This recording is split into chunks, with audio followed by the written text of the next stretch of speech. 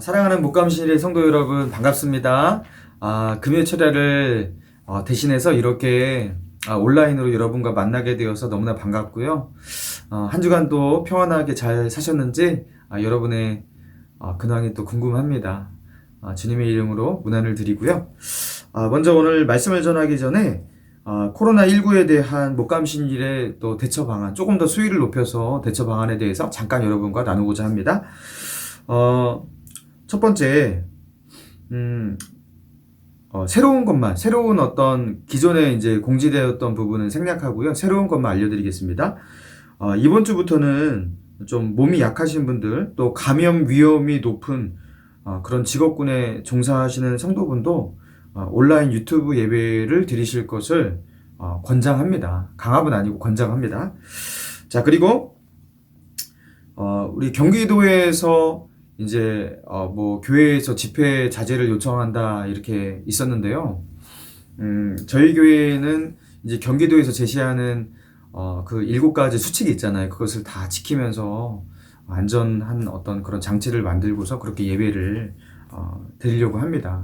특별히 이번 주부터는 좌석거리를 더 띄웠어요. 그래서 2m 간격을 유지하려고 하고, 그리고 통성기도와 찬양은 이제 절대적으로 자제해 주시고, 그리고 신체 접촉은 절대 금지. 그리고 예배와 예배 사이에 이렇게 봉사자분들, 안내부나 뭐 재정부나 봉사자분들이 이렇게 있는 경우가 있는데, 새가족부 다 이렇게 예배는 딱 한 번만 드리시고 예배와 예배 사이로 이렇게 없었으면 좋겠어요.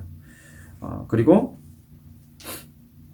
지난주에 우리가 예배 참석 인원이 1부 예배 때 25명, 2부 예배 때 40명, 자녀들, 아이들 포함해서 이렇게 예배를 드렸습니다. 그러니까 가능한 우리가 한 35명 선 정도로 하면은 우리가 한 2m 간격을 맞출 수가 있어요.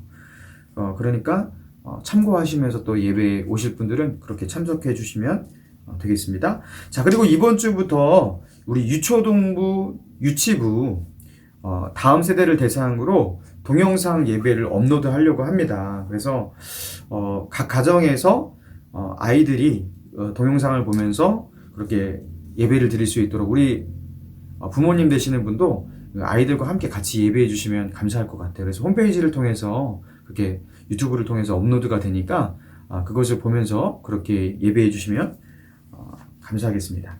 자, 그리고 재정부에서 이렇게 돈을 쉬는 것도 그것도 또 다른 접촉이잖아요. 그래서 헌금을 드리실 때 온라인 헌금으로 드리시면 또 감사하겠습니다. 주보에 온라인 그 목감신일교회 계좌가 있으니까 그렇게 헌금을 해주시면 그것도 참 도움이 됩니다. 자, 이상으로 코로나에 대한 새로운 또 대처 방안에 대해서 또 나눴고요. 이 시간 하나님의 말씀을 우리가 나누기 원합니다. 오늘도 하나님 말씀 들으시고 설교 말씀을 들으시고 또 말씀을 들으신 후에 잠시 하나님 앞에 개인 기도 시간을 20분 30분 정도 그렇게 꼭 가지시고 또 하나님께 무릎을 꿇으시는 저와 여러분 되길 바랍니다. 자, 오늘 본문은 사무엘상 20장 24절에서 34절입니다. 사무엘상 20장 24절에서 34절. 자, 이 본문의 말씀을 여러분 잠깐 멈추시고요. 이걸 먼저 읽으신 뒤에 이어서 말씀을 들으시면 되겠습니다. 제가 성경 봉독은 따로 하지 않겠습니다.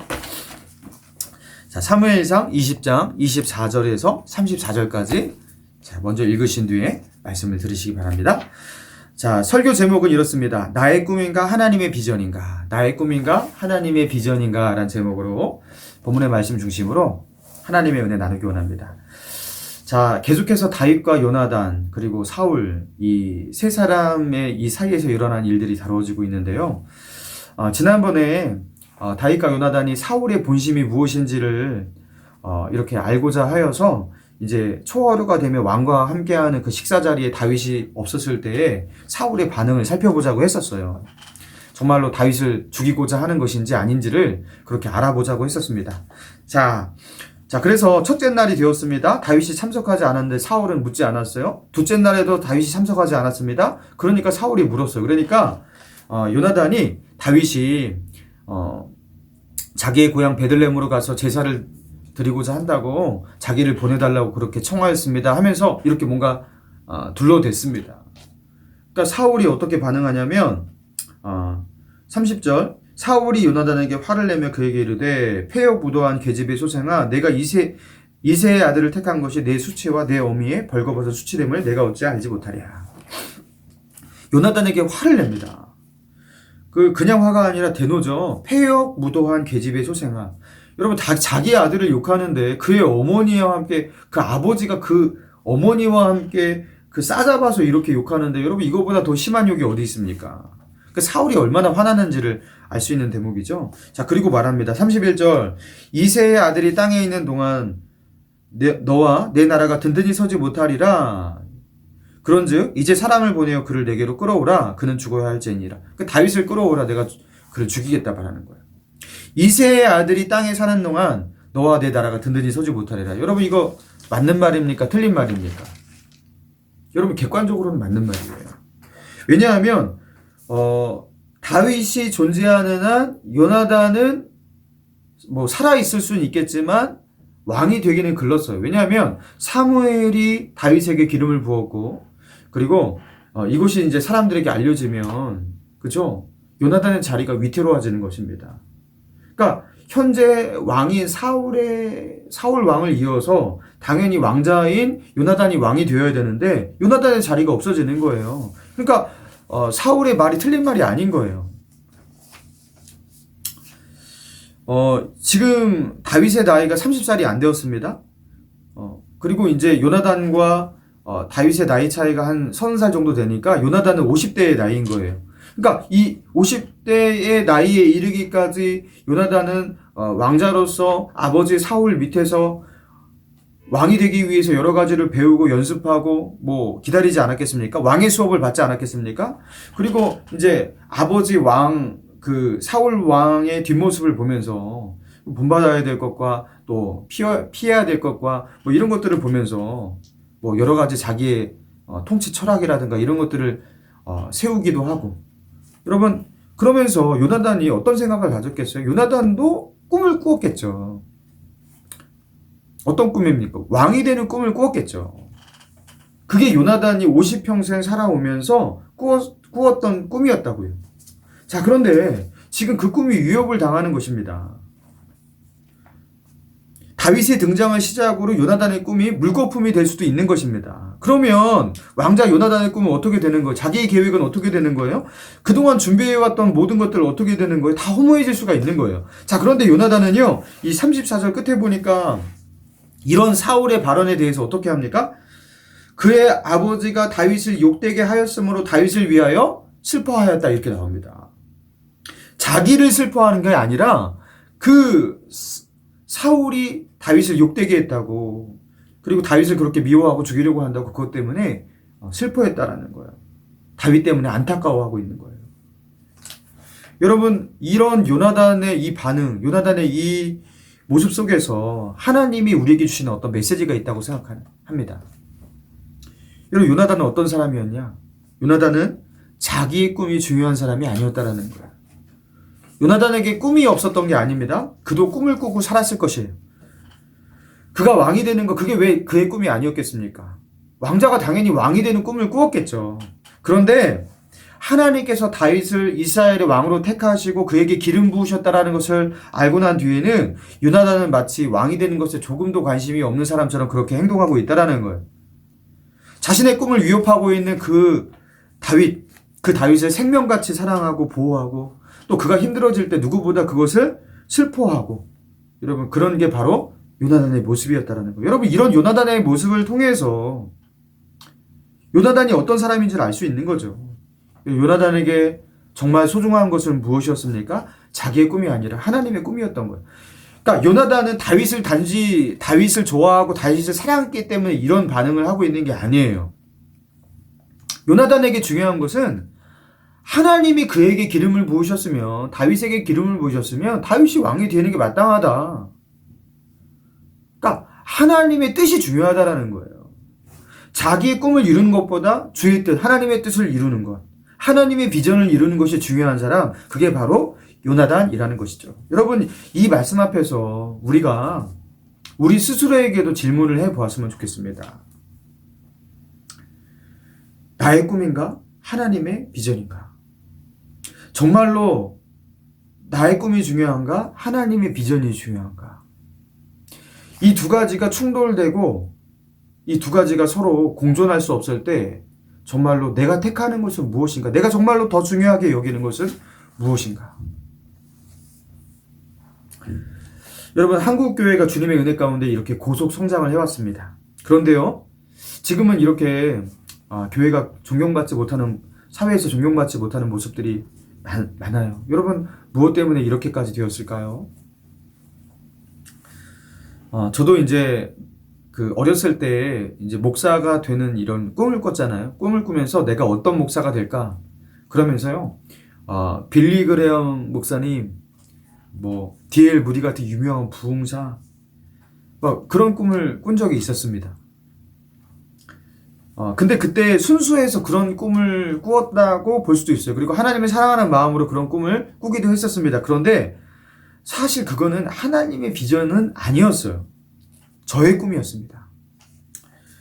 목사들이, 제가 이제 커보니까 이걸 알겠는 거예요. 이게 나의 꿈이었구나. 여러분, 그런데요, 이렇게 목사들이 자기의 꿈 때문에, 그리고 자기의 꿈과 하나님의 비전을 혼동하기 때문에 많은 경우 문제가 일어난다고 생각합니다. 하나님의 비전이라고 생각했는데 많은 경우 그게 자기의 꿈인 거예요. 그리고 이 정도의 꿈은 꿔도 괜찮다고 생각하는 거예요. 그런데요, 그 사람의 꿈을 하나님의 비전으로 그렇게 혼동하면서 그 꿈을 키워올 때 그 작은 가라지가 자라서 어떻게 되냐면요, 나중에는요, 제어할 수 없는 큰 가라지가 되는 것이죠. 그리고 그런 꿈이 커지면요, 교회에는 사람 냄새로 가득하게 되는 것이죠. 여러분, 그래서 우리는 늘 질문해야 되는 거예요. 잘못하다가 하나님의 비전이 아니라 인간의 꿈을 키워갈 수가 있는 거기 때문에 그렇습니다. 여러분, 제가 이영표 선수 얘기를 잠깐 하겠습니다. 여러분, 이영표 선수가요, 축구 선수로서 이제 은퇴하게 되면서 깊은 영적 침체에 빠졌다고 해요. 하나님을 머리로는 알겠는데 그 하나님이 가슴으로 느껴지지 않는, 하나님께서 항상 기뻐하라, 쉬지 말고 기도하라, 범사에 감사하라 그랬는데 기쁨과 감사가 나오지 않는 거예요. 그러면서 내가 이거 다시 하나님을 만나야겠다, 그런 생각을 하게 되었다고 합니다. 그래서 몇 개월 동안 이제 새벽 예배에 참여했다가 아침에 이제 집에 들어와서 아침 먹고 기도하고 하나님 말씀 보고, 그리고 성경 필사하고, 점심 먹고 하나님 말씀 보고 성경 필사하고 기도하고, 그리고 저녁 먹고 이제 설교 말씀도 듣고 말씀 보고 기도하고, 이런 생활을요 그냥 몇 개월 동안 반복을 했대요. 그래도 그 영적 갈증이 가시지를 않았다고 합니다. 그러던 어느 날 이영표 선수에게 하나님께서 말씀하셨대요. 물으셨대요. 너의 주인은 누구냐? 그러니까 너의 주인은 누구냐 이렇게 물으셨는데, 당연히 하나님을 주님이라고, 예수님을 주님이라고 그렇게 부르며 살아왔던 이영표 선수였잖아요. 당연히 예수님입니다 이렇게 대답해야 되는데 선뜻 그 대답이 나오지 않더랍니다. 그리고 그 똑같은 질문이 이제 3번이나 반복이 되었대요. 그리고 마지막으로 주님께서 물으실 때, 내가 이제 진짜로 예수 그리스도를, 하나님을 나의 주인으로 섬기며 살아야겠구나. 사실 지금까지 살아왔을 때는 마치 나를 위해서 하나님이 존재하는 것처럼 그렇게 하나님께, 하나님께 부탁을 하고, 하나님 좀 도와달라고 하고, 왜 못하시냐고 하고, 그렇게 살아왔는데 이제 하나님을 주인으로 섬기며 살아야겠구나. 그런 고백을 하면서 이영표 선수가 이것을 계기로 신앙이 많이 변하게 되었다고 합니다. 사랑하는 여러분, 우리에게 지금 이 물음이 필요한 것이죠. 하나님께서 지금 이 시간 우리에게 나타나셔서 얘야, 너의 주인은 누구니? 라고 물으셨을 때, 여러분, 주님이 진정 나의 삶과 내 생명의 주인이십니다. 나의 모든 것의 주인이십니다. 여러분, 그렇게 대답할 수 있냐라는 거예요. 만약에 우리가 그렇게 하나님 앞에 정직하게 정말 주님의 주인 되심을 고백할 수가 없다면 지금 우리가 다른 것을 할 때가 아닌 거죠. 여러분, 다른 것에 신경 쓸 때가 아닙니다. 이 문제 앞에서 정직하게 하나님 앞에 대답할 수 있을 때까지 우리가 그것 가지고서 기도해야 되고 그것 가지고 싸워야 할 때인 것이에요. 주님이 주인 되지 않고 만약에 내가 꿈을 꾼다라면 그것은 자기의 꿈이지 하나님의 비전이 아닌 것입니다. 우리는 착각하고 있는 거예요.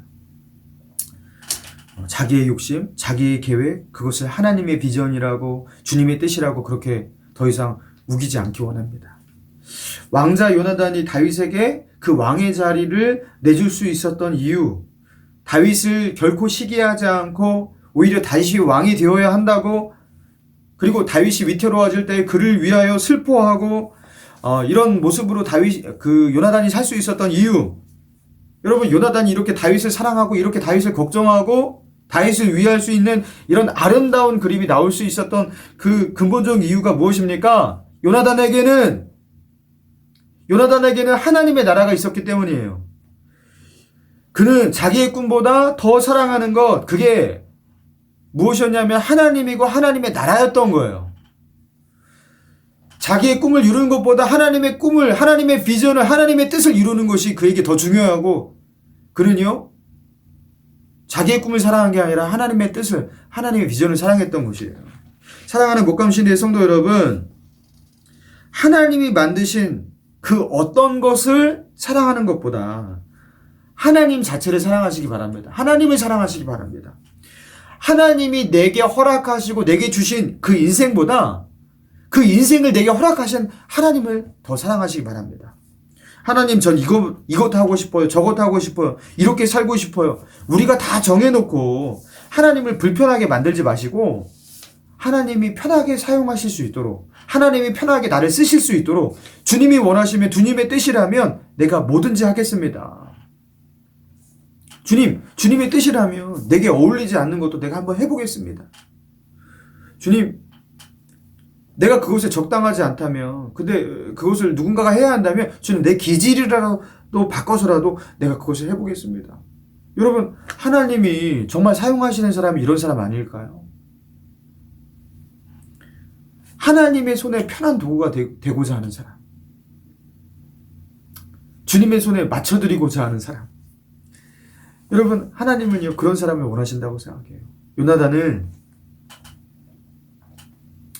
하나님의 뜻이 그에게 밝혀졌을 때 자기의 꿈을 단번에 내려놓았어요. 다윗에게 그것을 아주 즐거이 그렇게 양보했어요. 그러니까 주님의 손에 편한 도구가 되게 하소서. 여러분, 이게 바로 요나단의 고백이 아닐까 생각합니다.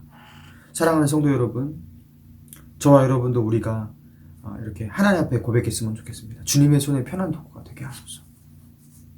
나의 꿈인가? 하나님의 비전인가? 이 물음 앞에서 하나님의 비전을 택할 수 있는 저와 여러분 되기를 주님의 이름으로 축원합니다.